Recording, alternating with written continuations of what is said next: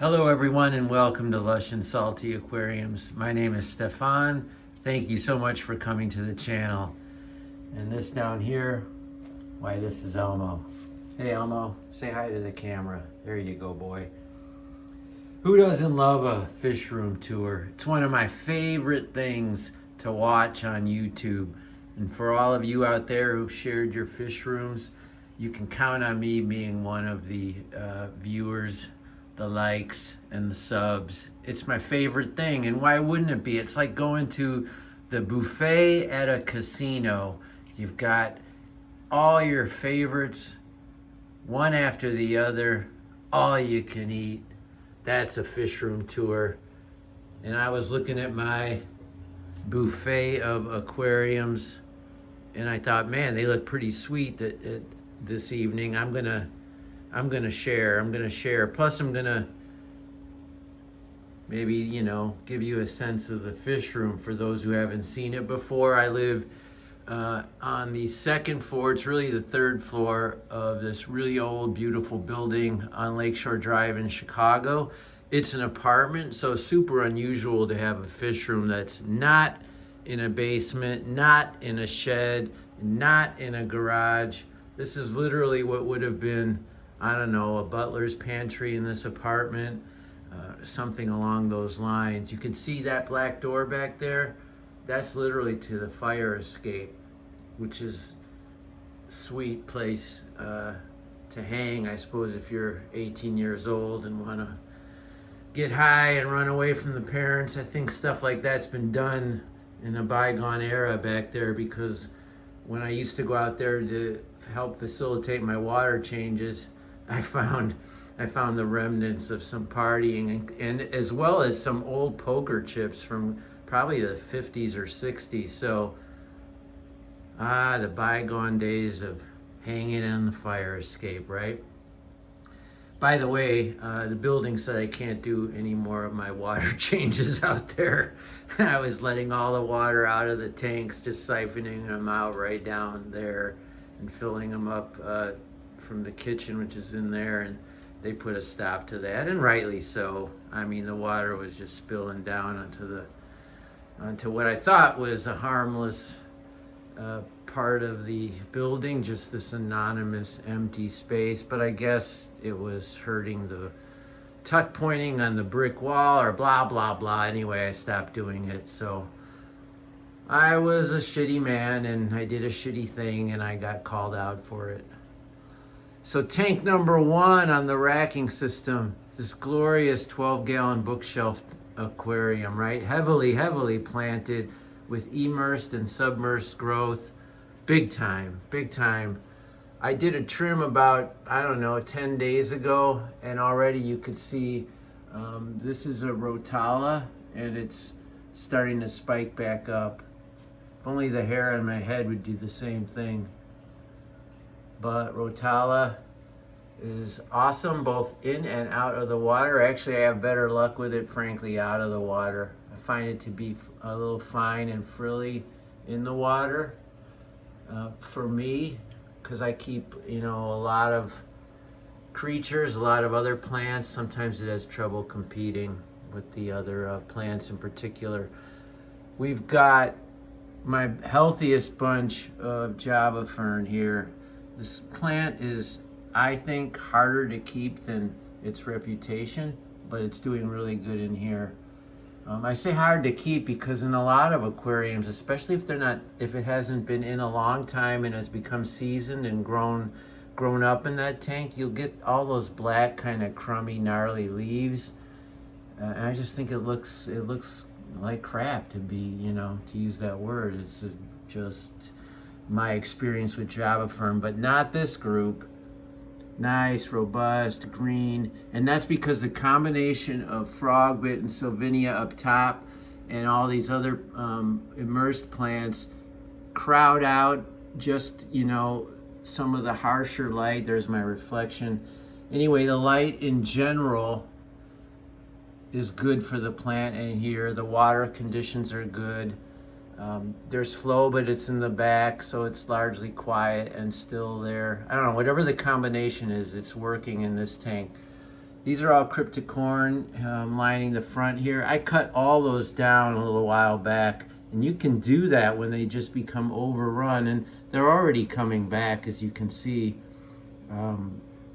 That species is pretty much the same one running across, maybe a brown or purple and green variation strain.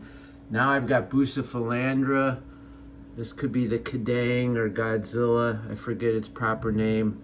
It's doing really, really well in these conditions for the same reason that Java Fern is, diluted light. But I find Bucephalandra, at least some of the more common species, actually appreciate more light than other epiphytes like Anubias, which you see here.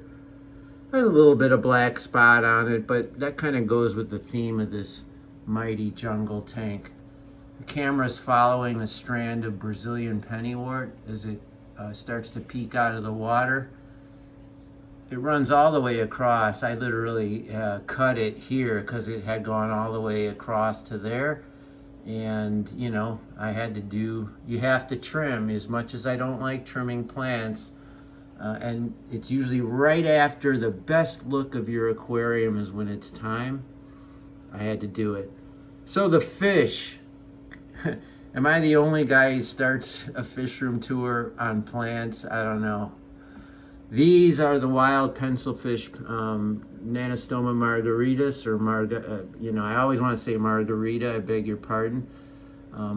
For the money, they are a real bargain. They're not nearly as expensive as any of the red pencilfish, but I mean, look at the colors. You've got the red dorsal fin, the yellow and black striping, the same size and disposition. And these have bred in this tank. I've had 2 of these are babies. I think I have 5 or 6 in here, and 2 of them grew up in this aquarium. You see some friskiness there. I've got a whole bunch of Chili Rasbora. There's one, and then of course the clown killies, which have also bred in here. They are just loving life. I might have 8 or 9, and a bunch of, not a bunch, a couple grew up in here as well. And they must have been, just like the pencilfish, the strongest of the group, because I don't see many, but I do get 1 or 2, which is thrilling. And then there's various snails and shrimp as well. Almost forgot this was a tour, so boom. The red swarm. Yeah, I know it's overcrowded, but I can't stop live bearers from doing what they do, which is bearing other live bearers. I do catch some out and bring them to my LFS, or call some that aren't doing, you know, tip top, but I can't keep up. It's beautiful though, the red swarm. I mean, and they're so easy to figure out. I mean, they'll follow you. Look at that. They're nibbling on my hands. These are the fish you want to put. He just jumped. These are the fish you want to put like the stick-on tube effects or blackworms or rapashi, because they will just circle it. It looks like a red tornado. It is a red tornado. I've got various species of Coreodora in here. There's a gold laser and some longfin albino Coreodoras. Now these are the other kind of longfin, which aren't as beautiful as the ones that I will show you later. This is the other common strain. They're a little chunkier and more aggressive looking, more spiky looking, whereas the other ones are super flowy. There's a hill stream loach, and you can see all the fry from the platies, mollies, and swordtails. You can see that black and red. It's so cool.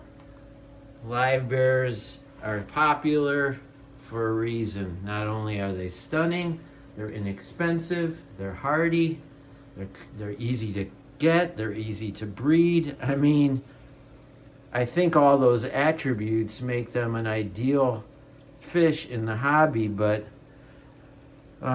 certain members of my peer group kind of look down on these color morphs and would prefer the wild type, or not keeping live bearers altogether. Well, I do all of the above. I don't just keep only live bears, but that's pretty much what's going on in this aquarium. I'm loving the plant life in here.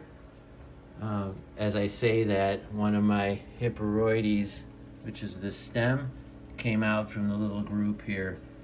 The catfish and Plecostomus will do that from time to time. And since I just cut all these back, there's no real quality root growth yet. It's an easy fix. I'll literally just stick it back right at the front there to the left. I finally found a good place for the little red tiger lotus that had been bopping around in this aquarium, kicked around like a soccer ball. There was some crypticorn balancea here, and after some soul searching I pulled it out. I actually have it in a bag because that's a great plant.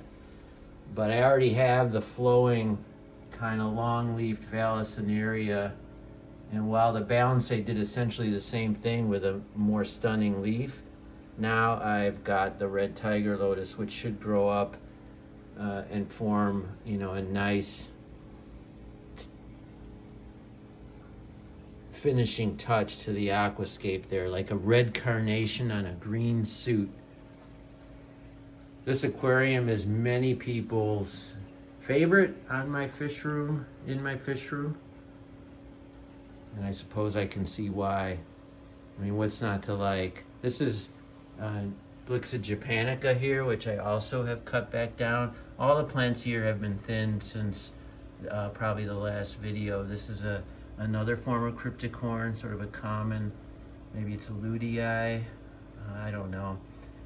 And here's the only, if you could see behind the fish, here is the only Japanese clover I have in the fish room at this time, but what a cool bunch. And I have it just literally tied with a little bit of thread onto one of those magnetic holders. That will turn into a softball size of that plant, and the most healthy, luscious variation of that plant when it's grown in this fashion. Just sort of free and easy. There's no competition from other plants. It's closer to the light. There's flow above and all around and critically below it, so there's no stagnation or algae.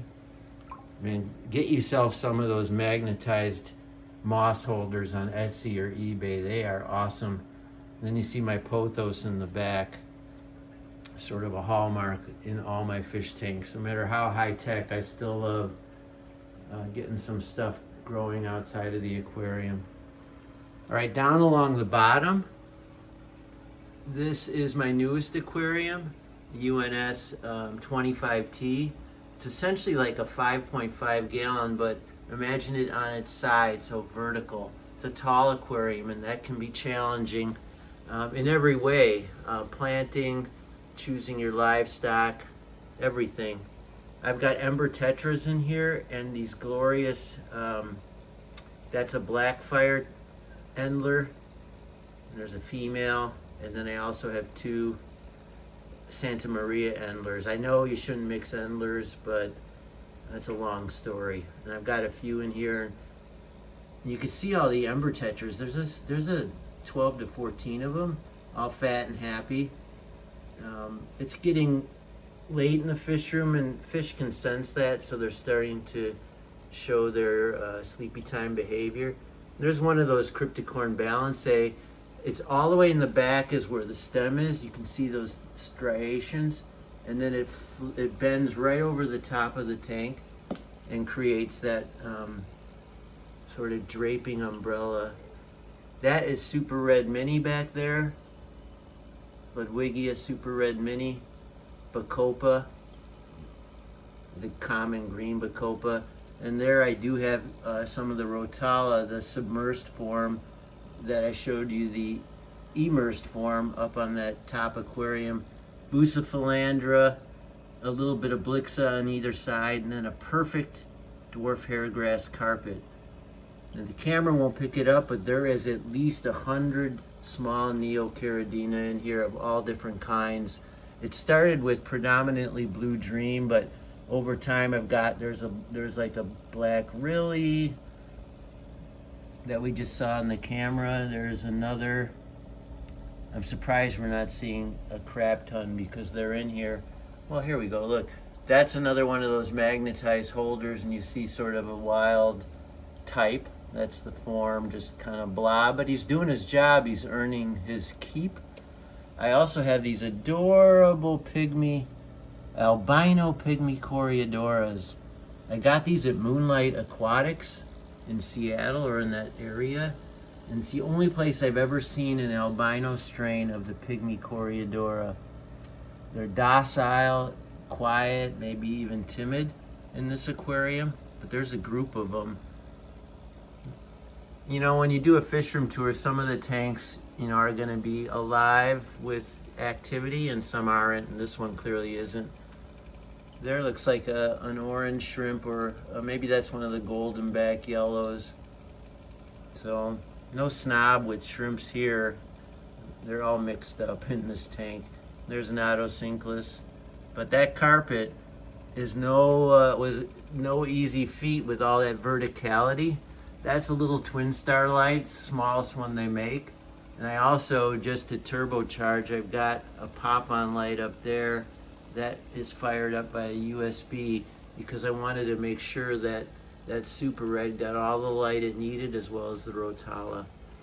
Over here, I just showed a video of this very recently on the channel, is my Blackwater inspired, not literally, Blackwater inspired sort of South American tank.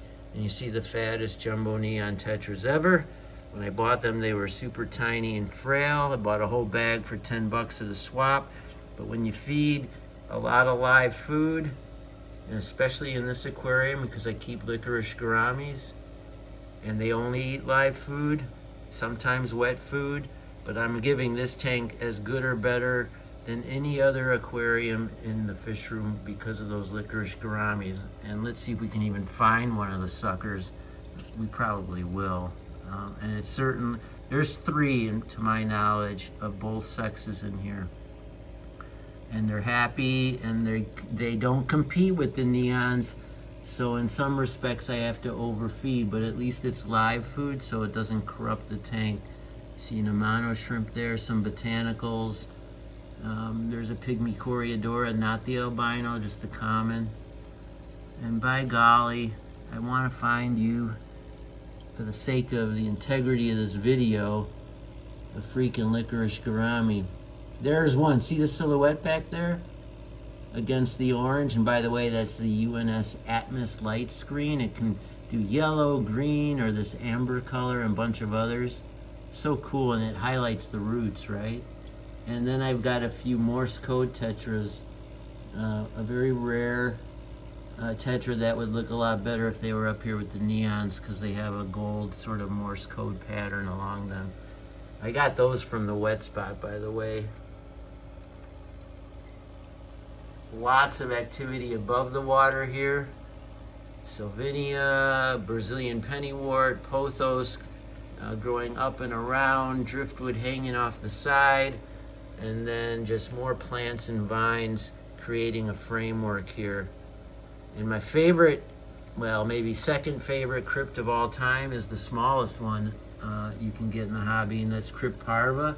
And you can create this wonderful, I call it a pseudo-carpet, because you can see right through it, yet the integrity of the leaves from front to back, both sides, is awesome. Love that tank. All right, I just stood up on my old legs, and I just exercised, so I'm glad they didn't lock up. This is the smallest tank in my fish room. It's the blonde bar endler tank. This is a very pure strain of endler that I got at the Chicago livebearers from the swap, the Greenwater swap. They had a booth, and the fellow there, who I trust as much as more than anyone in the hobby, told me sort of the provenance of these fish. And I got them because of that, but also because they stay very, very small as any endler I've ever seen, honestly. And that appealed to me because of the small space here. But they were bred from a black bar, endler, which is, you know, one of the benchmark pillar fish in that line. You know, black bar endlers, kind of the story of endlers almost begins and ends with them. But a long time ago, the breeder in Florida, whose name escapes me, got this blonde variant and decided to try to breed it true. And over the years, he was able to do that. And now they throw, I haven't found a single baby that isn't blonde, and I call them blonde bar endlers. And this very natural tank is so low tech, just a sponge filter, some dragonstone with a nubius tucked into it, and it's really doing well. See that? Zero algae. You've got hornwort, one of the few tanks where I tolerate duckweed. And I've got these lights, one up here, which is off, and then a small stick LED wedged between what you can barely see now, the partial lid. And they're on timers, and they create a different vibe each time one goes on and the other goes off. Obviously at nighttime, they, you know, later on they will all go off. But that tank's doing really, really well, and it's a, you know, $10 Petco special, as I call it, if you buy them while they're on sale. And by the way, last time I was in Petco, all their aquariums were on sale. So you see up the racking system, I've got all the pothos, got this beautiful matte black rack, and I put plastic thing, I want to say it's shelving material that I got from Tap Plastics, that they fit like a glove, custom made even to the curve there. This will save your life. Plastic, rubber, anything other than wood, which is, you know, the floors are wood in this fish room. And I do have a wooden dresser that houses a tank. But these plastic things, along with the metal, wow, game changer in the fish room. I mean, look at how I can support all my tools. I mean, those are like $2 little hanging things you can get at the, you know, container store, dollar store. And everything about these racking systems allows you to innovate. You can hang them from this grid here. I don't have to use all the fussy little hanging light kits. I can just tie my lights up to the undercarriage. Oh my gosh, the benefits of this rack. It's the gift that keeps on giving. There's my Zeiss brine shrimp hatchery. You can see it's good to go. All that gold, that liquid gold in there. So let's swish pan. I talked about having a wooden dresser. Well, here it is. And on this is what I call my TV aquarium, because if this were another man's fish room, or if this was another man's room, it would be his man cave or a den or something, and that's where the TV would be. Well, I don't even have a TV in here, and honestly, I don't watch much TV except for football, but I watch that on the big screen in another room. But this tank, who needs a television? Oh my gosh. So this is the ADA 60H. It's 21.5 gallons. I used to think it was 22.5, but I believe it's actually just 21.5. And that extra 1.5 is in height. So it's a tall aquarium. Red tiger lotus is the signature plant in the center. I've got cryptocorn balancea violating an aquascaping rule. It's going from top to bottom on the left front, instead of just having, you know, empty space or a traditional carpet down here. I've got a variety of different plants, from Cryptparva to Blixa japonica to Sterigen repens here. There you see Bucephalandra, and what a great grouping of Christmas moss. And over time, if you take care of it and give it good conditions and prune it correctly, you can get, I mean, it looks like when you're in the North Woods or in the rainforest, it's just such a healthy green mat of algae. And I have a similar phenomenon along the bogwood there. All the way up to the top, you see it. You see some Bloody Mary shrimp. Now to trim it, I won't do it now, but I would just literally, I just pull it until I get to essentially bare wood that's, you know, got all the follicles of the moss. And in a week or two, it's already fuzzy again. This is that common bacopa here, all the way top to bottom, full integrity, no degradation of the leaves. I've got some Java fern there, and it's doing pretty well in this tank, but it wasn't for a long time. And then I've got Anubias up and in the bogwood there, and it's doing outstanding. Maybe, I mean, I've got a flower right at the surface there. I was kind of hoping it would pop out. And then back there I have some super red mini again. But in a tall tank it's tough. I mean, I'm going to be honest with you. Down there, that looks like shit. You know, it's what, how many inches from top to bottom? And when you factor in the light being a bit above, you just can't get enough light down there to sustain the plant to perfection. But fortunately, the top, middle top is pretty good. I've got better in another tank we're gonna see, but it's pretty good. Then I've got Ludwigia repens, already breaching the surface. And that has the same problem at the bottom, but we don't even ever see the bottom. Honestly, from almost any angle except for where I kind of literally had to go all the way back there. But the average person, and yours truly, we don't see the bad parts of the aquarium. It sucks that we know that they're there and we're a little bit powerless, but be that as it may. Now folks, this is a little bit rarer of a plant, but oh my God, don't sleep on Cypress helferi. It is an amazing alternative to Vallisneria or sage. It grows slower, it's super lush, and it doesn't take over the aquarium. And it's the only plant in its genre that can grow 24/7 aquatic. All its other cousins are marsh, you know, shore, water, shore, and they will fluctuate in their integrity depending on conditions. But this one, I've had it in here about 5-6 months. I mean, look at that. So beautiful, and it doesn't send out runners, at least I haven't found one. It just gets a little bit thicker and longer, and I just cut, snip, snip, snip, like mowing the lawn. I've got all kinds of tetras and rasbora in here. So from the medium shot, you see the SB rasbora or lamb chop rasbora, cardinal tetras, black phantom tetras, and rummy nose rasboras or Sabwa splendens. And I've got long fin and straight fin Panda Coreodora. There's a long fin.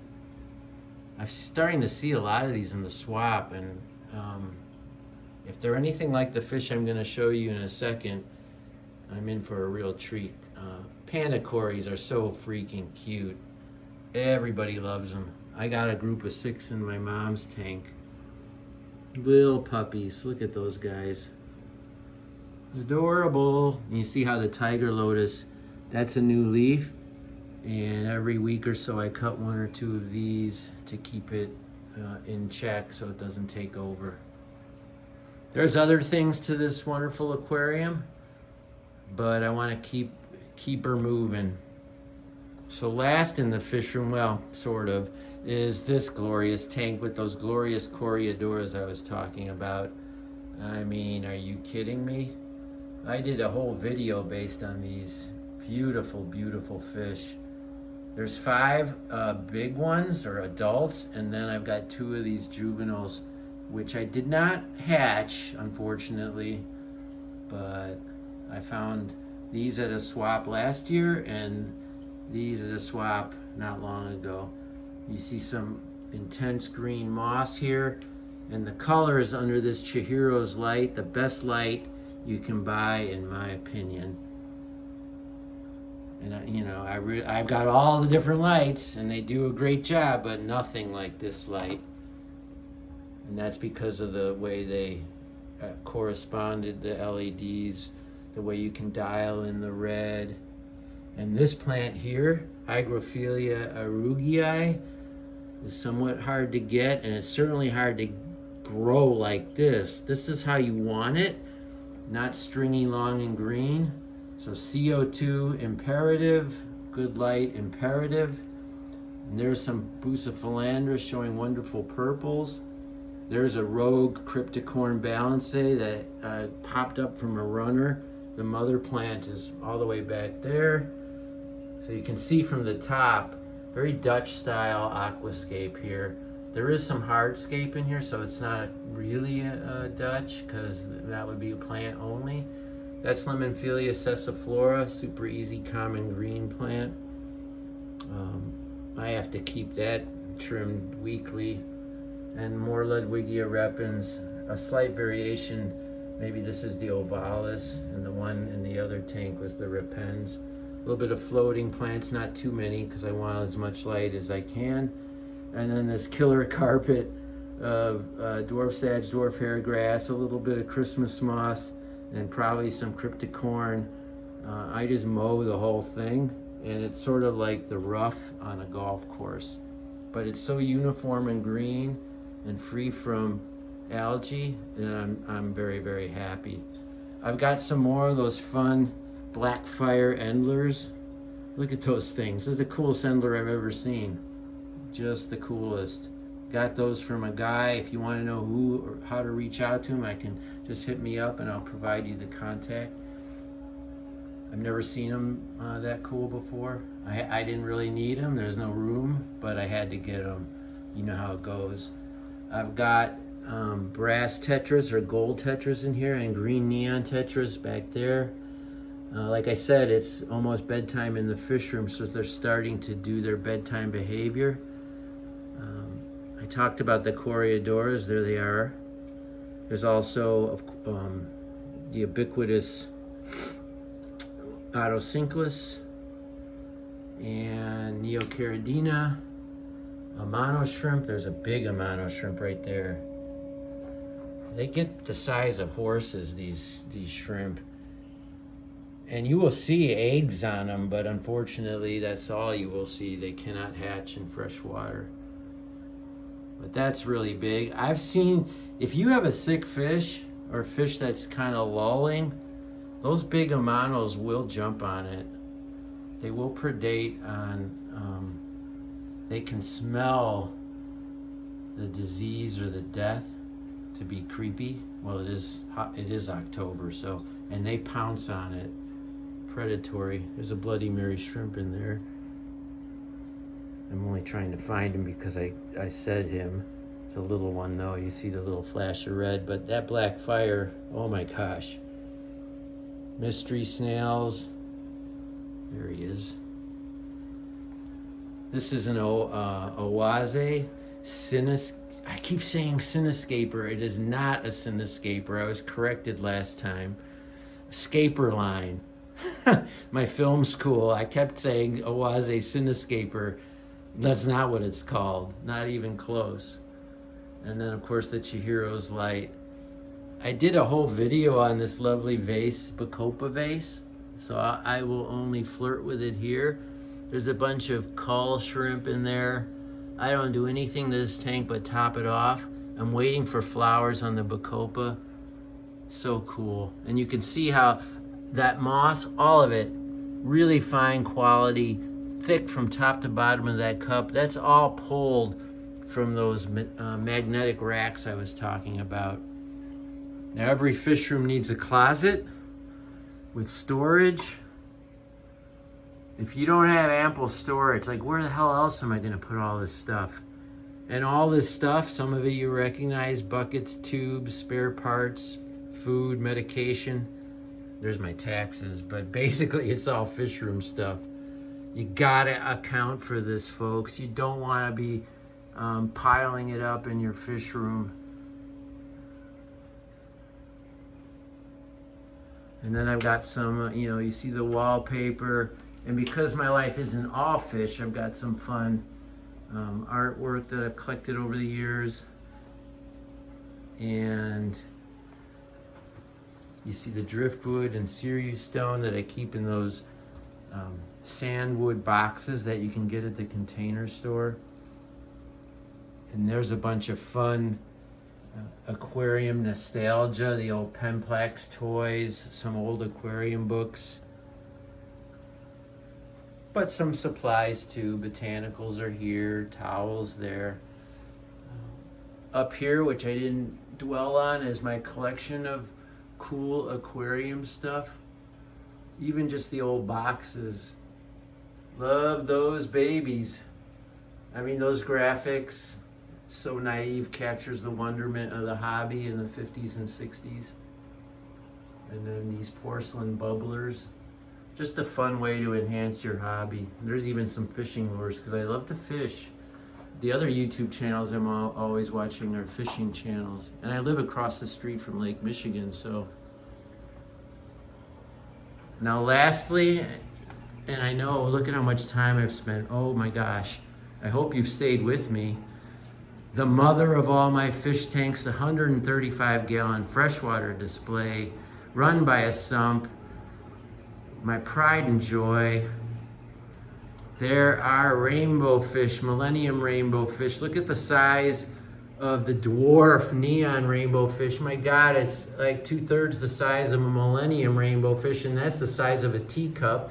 I've got two gorgeous opaline gouramis, different strains of the Bosemani. You see two kinds there with the yellow back and the orange back. One of those is from that famous guy who just passed away. It's supposedly a Gary Lang. And God, I hope I didn't misspeak about his passing. But one strain is from his brood stock. Angelfish, the classic iconic marble with the gold head. Probably one of the most common angelfish, but so are neon, so are cardinal tetras, so are harlequin rasboras. But they love life in this tank, and they look so beautiful, and they do so well. I mean, some of these common fish, yeah, there are things that you could talk about in terms of the negative column, but the positive column is overwhelming. They're hardy, they're good with the water parameters fluctuating, very tolerant, and they're iconic. I mean, these silver angels, they are iconic to the hobby. And can you imagine, I like to do this sometimes, when nobody saw these before and somebody started keeping them in a fish tank, say in, 1911 or something, and people were like, those are in rivers? Holy moly. I mean, and same with the neon tetra. I don't have those in this fish tank. I've got cardinal tetras, so same thing. When these fish were brought to America the first time, they caused a sensation.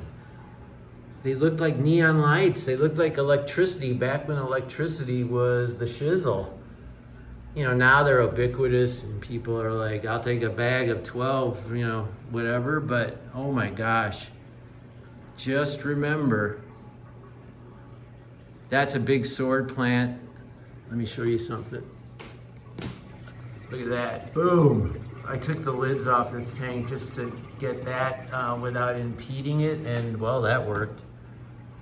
And then I've got all kinds of Anubias and some other swords in here, Vallisneria in the back, Cryptocorn in the front, a little bit of pogo stem and octopus there. Some live bears have made it into this aquarium by accident. They were supposed to be fish food. They grew up into fish. And I've got some Bolivian rams. There's one there, various Correadora. There are a couple stare-by. There's a Farawalla catfish. He's always right here, front and center. King of the ring. And in those caves, my Plecostomus have bred. I've got a mono shrimp that live in there. There's a pleco right on cue. That's a baby. He grew up in this tank, was hatched here. I didn't put any straight fin regular juveniles in here. There's one, there's two. I've got rabbit snails. These are babies. They have one baby at a time, the adults, and I'm starting to get a collection of them. So cool. Common Correadora, the bronze is what I meant to say. There's a nearite snail. So much, and there's the little rabbit snail climbing up the Sirius stone. So much life, and yet it's all happy. I don't get any aggression that I see beyond a little bit of that, especially when they have me right in front of the tank because they associate me with food. Glorious lemon blue-eye pleco there. I mean, I'd go on. I'm gonna post an entire video on this tank. I do it about once a month. So I urge you to watch because there's so much to talk about. But folks, that was my fish room in this tank, which is in the dining room of my house in Chicago on a nice late, early fall evening. I want to wish you the very, very best. Thank you for spending this amount of time with me.